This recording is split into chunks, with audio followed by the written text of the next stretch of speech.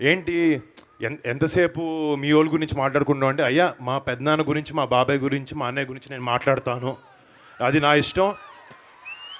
అంటే లైఫ్లో నువ్వు పెద్దోడు అవ్వచ్చు అవ్వకపోవచ్చు, కానీ నువ్వు ఎందుకు మొదలు పెట్టావు, ఎక్కడి నుంచి వచ్చావు, నీ వెనకాల ఉండే సపోర్ట్ ఎవరు అనేది వాళ్ళ గురించి నువ్వు మర్చిపోతే నీ సక్సెస్ దేనికి పనికిరాదు.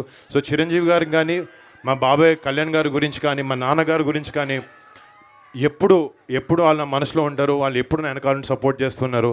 సో అంటే నాకు కూడా సినిమాలు సరిగ్గా ఆడినప్పుడు అప్పుడప్పుడు బాధేస్తుంది, కింద పడినప్పుడు దెబ్బలు తగులుతాయి, ఇది సినిమా ఫ్లాప్ అయినట్టు. మొన్న ఒక 3-4 రోజుల క్రితం ఇప్పుడు ఈ సినిమా ఎలా ఉండబోతుంది, మళ్ళీ కొడతామా లేదా అని ఒక చిన్న భయం ఎప్పుడు ఉంటుంది, సినిమా మనం చూసి ఎంత కాన్ఫిడెంట్గా ఉన్నా కూడా. నాకు అప్పుడు పొద్దున్న 6ంటికి రాత్రి లావణ్యతో మాట్లాడి కొంచెం టెన్షన్గా ఉంది అని అంటుంటే, నాకు మార్నింగ్ 6:30కి ఒక ఫోన్ వచ్చింది.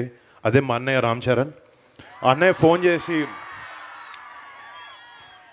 మా అన్నయ్య నోరు తెరిచి 10 మాటలు చెప్పక్కర్లేదు, పక్కన కూర్చొని భుజం మీద చేయేస్తే నాకు అదే 100 ధైర్యం, అదే నాకు 100 కోట్లు.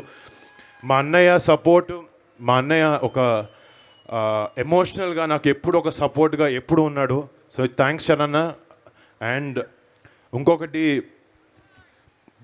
అది గ్యారంటీ భయ్య, బాబాయ్ మా పెద్దనాన్న ఇక్కడ ఉంటారు.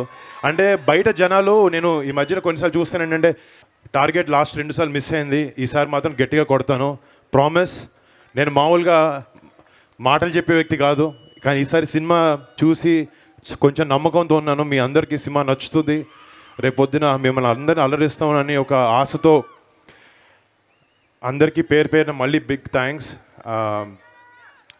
అంటే ఇక్కడ నాకు అనుకున్నాను, సినిమా ఇందాక నేను లేచిన తర్వాత మా హీరోయిన్ ఏదో షూటింగ్లో మిస్ అయిందని చెప్పి, కానీ నా హీరోయిన్ వచ్చింది ఇక్కడికి, నా life time heroine, my wife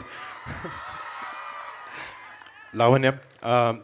నాకు ఎక్కడున్నా కూడా నా పక్కన ఉంటూ నన్ను నేను ఎక్కడ చూసుకుంటాను కాదు, తను దానికన్నా ఎక్కువ లెవెల్లో తను చూసుకొని నాకు ఎప్పుడు సపోర్ట్ చేస్తూ ఉంటుంది. I'm lucky to have you Lavanya, I love you.